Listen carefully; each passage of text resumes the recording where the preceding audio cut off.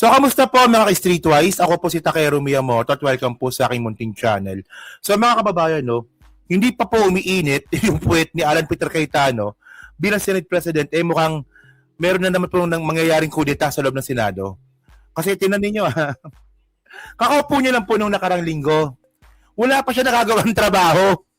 Paano ba naman siya makapagtrabaho?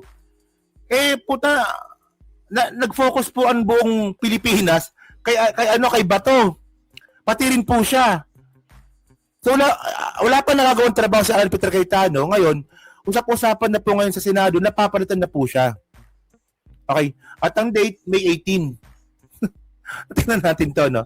So sabi dito, no? On the fourth day as Senate President, Cayetano seized, wala pa pala isang linggo, no? On the fourth day as Senate President, Cayetano seized an Osterplat. Oh. Kasi mga kababayan, sabihin na nga natin na matibay yung 13 ni Cayetano. Pero syempre po, no, may mga utak din po yung iba dyan. Malaking kahihiyan po ang ginawa ni Cayetano. Dahil po sa ginawa niya po na yan, nagkagulo po ang Senado at tayo po ay nakita at napahiya sa buong mundo. Buong mundo po nakakita nito. So sabi dito, no, a mere 4 days, 4 na araw pa lang pala ngayon, di ba? A mere 4 days after getting his position, Senate President Alan Bakla Peter Cayetano on Thursday said a plot for his ouster was already afoot.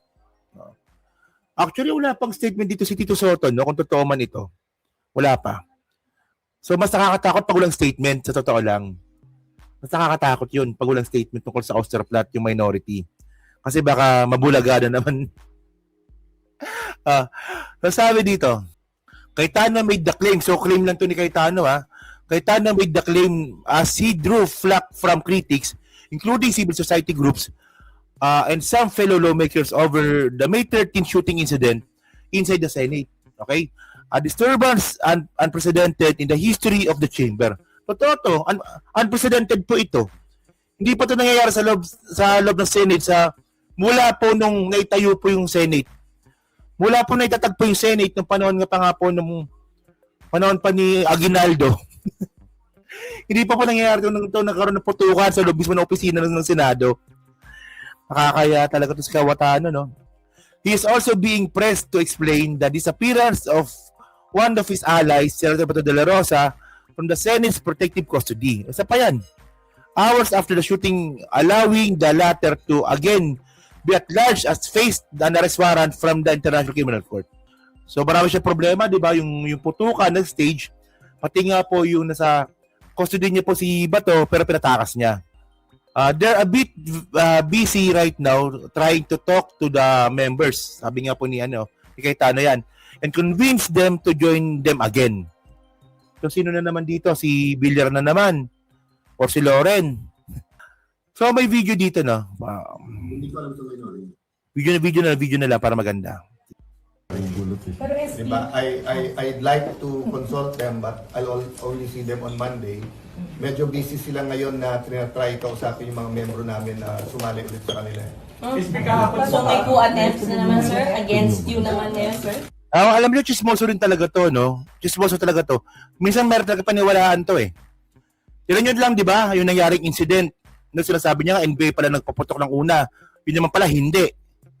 Oh. Tapos ngayon naman, ang bago niya namang gaslighting, gumagawa na naman daw po ng paraan yung Senate minority para palitan na naman siya. Suggest, ano naman expected naman? Who told you that, sir? From the majority? Na kinakausap nila, sir? May invitations to talk, may pananakot, but dati na silang takot eh. But your 13 is solid. But your 13 is solid. You're always solid until you're not. But I believe in the 13, I believe in our cause. Okay. So, ayan na, actually, ano daw eh, may 18 daw sabi eh. So, ngayon, tinan nyo to ha. So, ngayon, tinan natin to. Ito yung bagong listahan ngayon ng minority at majority. So, ito yung siyam. Ay, 10 pala sila. Ay, hindi to. Kaya pala kasi si Cayetano pala, binoto yung yung kabila. So, ano pala to ha? Kultura to ng Senado. Kultura ng Senado to. Oo. Tignan nyo si Cayetano, binoto si Tito Soto.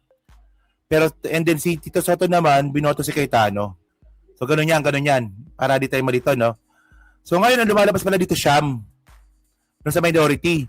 So, Tito Soto, Bam Aquino, Gatchalian, Chris Ontiveros, Ping Lacson, Lito Lapid, Kiko Pangilinan, Erwin Tulfo, Rapi Tulfo. Good job sa Tulfo, ha? Kasi dati mga kababayan, kumakampi sa panig ni Sara yung mga Tulfo, pero ngayon, ano sila? Naninindigan sila ngayon. Good job sa Tulfo. And then, mga kababayan, meron dalawang independent. Okay. Independent to eh. Si JB Ejercito tsaka si Subiri. Okay. Ngayon, Siyam sila ngayon. Itong dalawang nag-abstain na to, naniniwala po ako pag nagkaroon ng botohan, babalik po kay Tito Soto yan. Babalik yan. Kasi una sa lahat, si Big Subiri, galit po kay galit yan kay Cayetano. Naalala niyo yung nagsigawan sila? Di ba? Ni Cayetano tsaka ni Big Subiri. Nagtanim ng sama ng loob si Subiri doon. O kaya, hindi niya talaga kayang iboto si Cayetano bilang Senate President. Kaya nag-abstain yan eh. Ngayon naman si JB Ejercito, mga kababayan, ayaw niya makasama si Jingoy Estrada sa majority. Kaya nag-abstain. So malinaw, mga kababayan, yung dalawa na yan, papasok mo kay Tito Soto yan pag nagkaroon ng kudeta. So mangyayari ngayon dito, mangyayari dyan, Siyam. Nadagdagan ng dalawa, so 11. 11 sila. So may laban ba? O ngayon, ganito. Okay, ganito. Ngayon dito sa 13 na to, mga kababayan, sa 13 na yan, wala na si Bato. Si Bato wala na. Okay. So magiging 12 na lang sila. Alam nga namang lumabas na naman si Bato pag nagkaroon ng botohan. Ang tanga-tanga niya naman pag ginawa niya yon. Wala na po si Bato. Okay. Ngayon, mga kababayan, ang update ngayon natin dito, si Robin hindi nagpapakita. Si Robin, mga kababayan, hindi nagpapakita. Ngayon, ang kailangan dito, mga kababayan, kung person of interest si Robin Padilla, puta, baka din magpakita yan. So, mangyayari dito, 11-11. 11-11 mangyayari. Oh.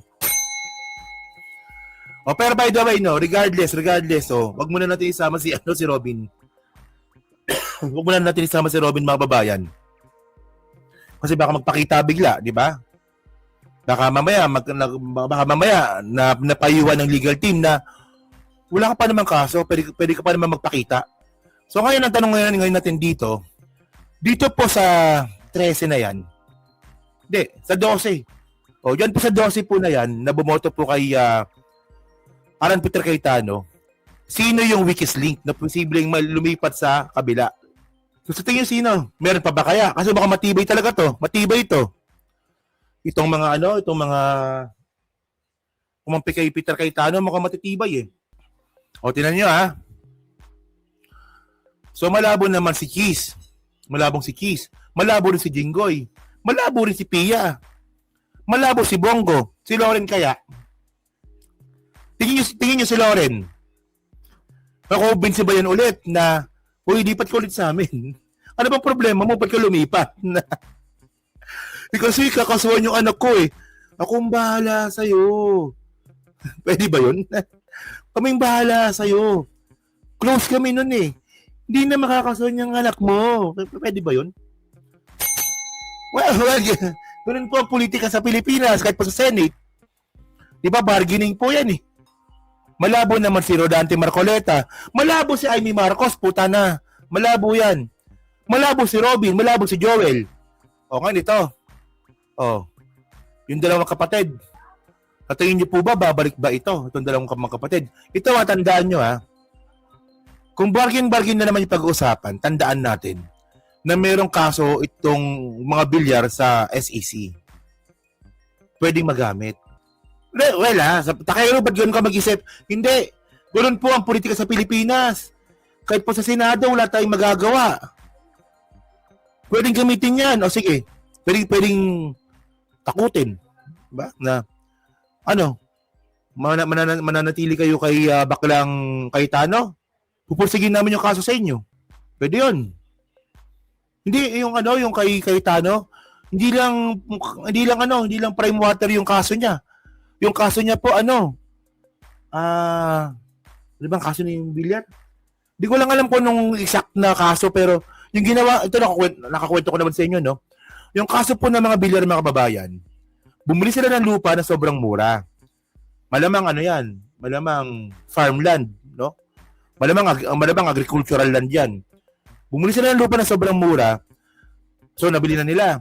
So pina-appraise nila.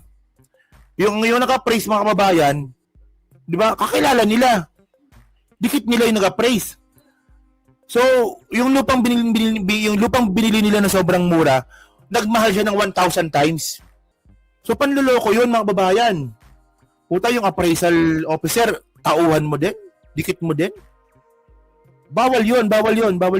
Binili mo yung lupa ng sobrang mura, tapos biglang bibenta mo ng mahal dahil yung appraising officer, kaibigan mo o tauhan mo. Nakalimutan ko na yung topic na yun kasi na-content ko yan dati eh.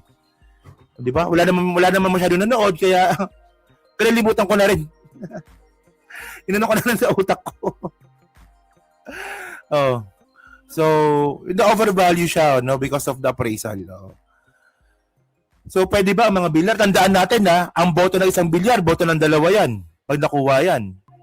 So, kaya ba magkudeta? Ang tanong natin dito, kaya ba magkudeta? Kaya bang mapalitan ulit si Alan Peter Cayetano? So, ang tanong ngayon natin dito, sino posibleng lumipat ng kampo? Sino dyan sa 13? Kasi tandaan natin, yung itong dalawa na yan, dito Soto na po yan eh. Sure na po yan eh. Actually, may bali-balita Ewan ko lang kung totoo to Ang pinupush ngayon na maging Senate President, si Risa. Si Risa daw. O, yan sabi. So ngayon, mapabayan na ito. Kayo po sa minority? Ngayon, nagwawala na naman to si Cayetano. Tignan niyo si Cayetano, no? Ito. Tignan niyo to. Mas importante sa inyo ang 2028? Ayan. Ito na naman, nagagaslighting na naman yung bakla. Nagagaslighting na naman.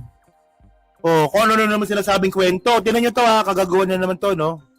Kayo po sa minority, mas importante sa inyo ang 2028? Mas importante sa inyo ang Senate presidency? Parang baliktad ata, no? Ang nakita natin dito, ikaw ang mas importante ang 2028 election. Si Cayetano yon. Ayun, putang galing. Insider trading.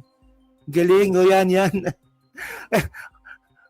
Late yung comment, pero yung kaso ng mga bilyar, insider trading. Yon, galing. Insider trading, yung nag-trade sila lang, tapos tumaas yung presyo ng lupa, ganun. So, anyway, sabi nga ni Cayetano dito, mas importante sa inyo, 2028 election, mas importante sa inyo, Senate presidency, ikaw yun eh. Puta, tingnan mo sinakripisyo mo, yung kapayapaan ng Senado para maging Senate president ka. So, ikaw yun. Diba? Pinipilit mo na maging Senate President para protektahan si Sara. So, kung meron man tao dito na nang iniisip 2028 elections tsaka Senate Presidency, ikaw yun. Ikaw yun, bakla! Ikaw yun! Mas importante sa inyo ang Senate Presidency? Kaso sa buhay ng mga kasamahan nyo? I promised my family and some people I will not be emotional in this broadcast, but ito lang po ang pahatid ko po sa lahat ng naka-exec. Ay, naku, emotional na naman ako. Emotional na naman. Ang boys don't cry. Diyos ko naman. Ay, Diyos ko.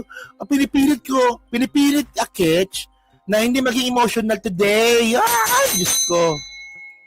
Department. Kung anak nyo po kaya yung nandun, kung asawa nyo po kaya yung nandun, yung mga anak ni Joel Villanueva, haven't they suffered enough? Kahit na sunod-sunod ang false narratives nyo sa kanila. Ano ko nalaman nun? What do you think they felt when they thought na baka hindi makalabas ng buhay yung kanilang tatay? Si Camille, bata pa. Kakapanganak lang, di ba? Few months ago. Alam niyo mga kababayan, engot din talaga to no? Alam niyo kapag stage po yan, pag stage po yan, pag yung putukan stage, alam niyo, susugal yan. May plano yan. Hindi naman mag-stage yan na magpuputok ka kahit saan Ang stage mga kababayan, doon ka magpaputok sa bandang walang tatamaan. Anong nireklamo mo dito? Kami po, naniniwala kaming stage yung ginawa po dyan sa Senado. Naniniwala po kami stage yan. Kaya kung stage po yan, walang mapapahanok na buhay dyan basta maganda yung plano. Oh, pero sabihin dito ni Villanueva, ni Cayetano, o gagawa tayo ng morong-morong putukan na. Oh, dito kami sa second floor. Nung kayo magpaputok sa Balayo, sa bandang 6th floor. Tapos doon yung paputokan sa labas. Para di kami tamaan. So walang casualties. Gaslighter kang putang na. Kawawa naman si Joel Villanueva. Kawawa naman si Camille Villar. Shut up! Shut up, bakla! Ayan to. Oh. Nakasmang gago no? Nandun po, naipit sa loob, hindi malaman kung anong gagawin. My sister, she's healthy, she's beautiful, but she's not a teenager. If she had a heart attack, anong gagawin nyo? My sister, sister. Di siya makakaroon ng heart attack kasi alam nilang stage. Yung staff ko na legal, hindi political Alam yung... nyo nakakatawa dito, no? Nung nagputukan mga kababayan, puta, lahat ng mga senador na nandun, nag-livestream. Ganun ba yung... Tingnan nyo ha. O naalala ko bigla. Nakaputukan. Puta, nag-livestream po yung mga senador. Ayun ba, normal ba na na gawain ng nakakita ng isang putukan na nagka-trauma? Magla-livestream. Ay, meron tayong witness. O may witness tayo. Saan na ba yun? Si BJ Cans. Anak ko, nawala tuloy. Nawala yung comment. Oh, si Bongo. Si Aimee. Sino ba na? O, nawala yung comment ni BJ Cans eh. Ang bilis eh. So, yan ha. So, yung mga... Ito yung tanong ngayon natin dito eh. Kung nari kayo, senador kayo. Di ba? Pinapangalagaan ninyo yung Senado kasi pangalawang bahay nyo yan eh. Dapat gano'n, di ba? Dapat di nyo binababoy pero binaboy ninyo. Oh. Nagkaputukan, bang, putukan. 30 shots daw po ha. Yung pinaputok daw po ng OSAA, 30 shots. Oh. Ang una nyo bang gagawin, magla-livestream kayo? Hindi. Ang una nyo gagawin, titingnan ninyo yung mga staff ninyo. O kayo ba, safe ba kayo? Ang gagawin ninyo, tatawag kayo sa pamilya ninyo. Ay, nakaputukan na dito. Natatakot na kami. O pero huwag kayo magkalala. Safe ako. Ganon. Ang una niyong tatawagan, pamilya ninyo. Asawa ninyo, anak ninyo. Tatay, nanay ninyo. Hindi magla-livestream. O baka si Aimee may tindahan natin. Di ba? Si Aimee may tindahan natin kung magla-livestream siya. Wala namang pamilya yan eh. Di ba? Tinakawin na po ng Marcos yan eh. Pero by the way, mga babae, na yun ang point natin. Nagkaputukan na lahat-lahat. Ang gagawin nyo, live stream. Ay, nagkaputukan dito, mga kababayan. Oh, in today's video, hello nga po pala, my name is Lauren Ligarda. Oh, in today's video, kanina po nagkaputukan dito sa Senate. Oh. Hindi ko nari pag ako, senador ako. Di ba? Totoo na nakaputukan. Unang tatawagan, misis ko. Uy, nakaputukan dito. Nakaputukan. Oh. Naku pa mag-livestream ang putragis na itong mga to, no? Pero, continue nga natin. Ngayon, di marunong sa politika. They just joined me this term. Traumatized silang lahat. Sabihin nyo may mali na mag-warning shot. Sige na po, may mali. So, ang sagot po ng NBI, kung may mali ang Senado, barilin ang mga Senado. Kayo po... Dito, admitted na siya dito. Oh. Dito, admitted na siya dito na ang unang nagpaputok OSAA. Iba na yung narrative niya. Sige, sabihin na nga natin na nagpaputok ang OSAA. So, ang bait niyo, putukan rin. Oh, tama, oh. Oo. Kasi tandaan niyo mga kababayan, no? Ako hindi naman ako pulis eh. Pero, alam naman po natin no, na magagamitin lang po yung barrel as warning shot, no? Or barilin yung kabilang side kapag alam mong endangered ka. 'Di ba? Kung ang pakiramdam mo endangered yung buhay mo. Sa pagkakataon ng mga kababayan, nananahimik po yung NBI agent po sa kabilang side, nagpaputok ng barrel. So, ano gagawin ng NBI agent? Magpaputok din po yan. Ano ba, senador ba talaga to?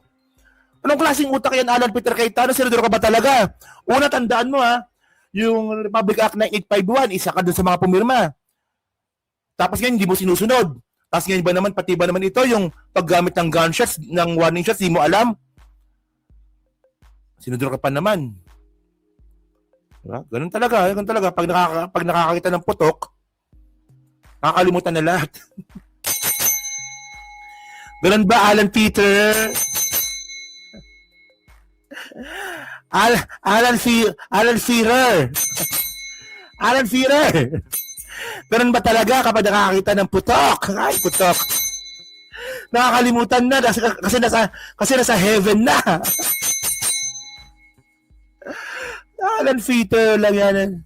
Minority, mas importante sa inyo ang 2028? Mas importante sa inyo ang Senate presidency? Kaso sa buhay ng mga kasamahan nyo? O sige, tanggapin ko na yun. Tanggapin ko na kung meron utak pulbura, meron din utak politiko, but you're willing to see the Senate that way, and you're willing Pero ikaw, utak putok. to join the narrative, to flip the narrative to say that since I got there, magulo ang Senate. Why? Kailan naging crime ang magpalit ng Senate President? Sino ba nagpapasok ng NBI kaya nagkagulo? Kailan daw naging crime yung pagpalit ng Senate President? Wala, hindi naman crime yun eh. Yung crime na ginawa mo, mag-stage ko ng putukan. Ang layo ng narrative, no? Kita nyo, Putang na, pathological liar. No? Ang layo na ng narrative, eh. Ang layo na eh. Ang layo na, men. Diyos ko. Nung Monday, hindi ba si Senator Soto? O, sino ba nagpadala ng NBI nung Wednesday kaya nagkagulo? Hindi ba si Alam nyo, no? Tama yan, no? Saan na ba yun? Ito. Taklesa, si Calderong Silais. No? Wala tayong problema sa mga sa LGBT. Wala tayong problema sa LGBT, no? Kung Silais man yan, tibo, bakla talaga. Wala tayong problema. Ang problema dito si Alan Peter Cayetano. Sa tingin ko naman, no, kung may nakakapanood na LGBT nito, you get my point eh. Di ba? Yung pag natawag natin yung bakla si Alan Peter Cayetano, hindi to tungkol sa inyo. Tungkol lang to kay Alan Peter Cayetano. Kasi ganyan din eh. Di ba? Napaka-stereotype, no? Na butangera, taklesa, di ba? Gaslighting, puro bintang. Napaka-stereotype talaga no, ng pagiging Silais eh. Wala tayong problema sa LGBT. Ang problema natin, ito. Si Caldero. Director Matibag, sino nag-utos sa kanya? I believe the President told him to stand down. But anyone below the President could have said, no, ako sundin mo, tumuloy kayo doon. He could have called me and tell me na huwag kayong maalarma, nandyan. Birthday ko ngayon, pabati po kay Sandy Kiambao. Happy birthday po kay Sandy Kiambao, no? Sa Takero family. Takero Miyamoto community. Okay. My sister called, ano sinabi niya? When Senator Loren, he kept on denying. Nung sinabi ng sister ko from the back, kasi hindi na namin malaman nangyayari, do your job. Pinagsisigawan yung sister ko na wag mo akong sigawan. Yan po ang response ng ating NBI director nung akala niya, nung nalaman niya na under attack ang Senado. Hindi niya sinabing, ma'am, susugod, ma'am, titignan na, ma'am, pupull out din, ma'am, tatawagin namin ng DND, ma'am, tatawagin namin. Hindi. Ang sinabi niya, wag kayong sisigawan. So mga kababayan, kung tumawag kayo ng 911 at sinabi yung nilulusob ng mga bahay nyo, may mga armado na puputukan, at ang sabihin ng taga 911 sa inyo, wag nyo ako sigawan, ano po mararamdaman nyo? Hindi yun. Ang labo ng metaphor eh, no? Ang layo ng metaphor. Ang layo ng metaphor, mga babayan, no? Sobrang layo ng metaphor kasi in the first place, stage po yun. No? Stage yan, parang, Diyos ko. At in the first place, mga kababayan, kung nakaputukan dyan, di ba? Sa bahay natin, wala tayong ibang asahan, kundi 911. Tama, di ba? O kunin natin yung narrative ni ni Alan Peter Cayetano, no? Sa bahay natin, pag nakaputukan, wala tayong ibang choice, kundi 911. Di ba? Dito, mga kababayan, sa loob po ng Senado, may usaa. In the first place, usaa po ang una dapat magkakandak ng peace o kapayapaan dyan sa loob ng Senado. Sabay ba natin na gano'n? May usaa ba sa bahay natin? Bobo ka talaga eh, no? Ang baho ng narrative mo. Ang pangit ng narrative mo. Alan Shearer. Kung, di ba, kung sa bahay nyo ba may putukan, pag tumawag yung 911, pag sinigawan ka, tama ba yun? O mali yun. Mali yun, pero hindi mangyayari na may putukan sa bahay namin na magpaputok mismo, usaa. Alam nyo, sinungaling. Sinungaling. Parang si Amy Marcos din. Oh. So I have held back emotions. I have tried to answer as much as I can. I have a narration of facts. I have the videos. I could have made accusations. Hindi. The first sinungaling ka na. Kaya sabihin mo na you have the facts, you have the narrative of the truth, pero kung sa simula pa lang nagsinungaling ka na, ako lang, bobo lang maniniwala sa'yo. Di ba? Oh. So, okay. So, yun mga babae, so kayo po, ano masabi nyo nga po dito, no? Sa, ano bang topic dito? Dito nga po kay Alan Peter Cayetano, at saka sa, ano bang topic? Wait lang ha, ano ba nakalimutan ko yung topic? Okay, sa kudeta. Okay. Ano po masabi nyo nga po dito sa kudeta na posibleng nga po mangyari sa May 18. Sa May 18, no? Kasi parang si Cayetano rin natin nagbanggit na May 18 daw may kudeta mangyayari. So May 18, 16, 17, so sa Tuesday. Tama ba? Tuesday, no? Monday. Sa Monday. Monday na pala. Tama ba? Sa Monday nga. Sa Monday. Oo. So, sa tingin niyo po ba, sino yung posibleng lumipat na po ng kampo? Kung matutuloy po yung kudeta, yun po sa Senado. Sino yung sa tingin niyo lilipat po ng kampo from majority ngayon to minority, papunta nga po kay Tito Soto?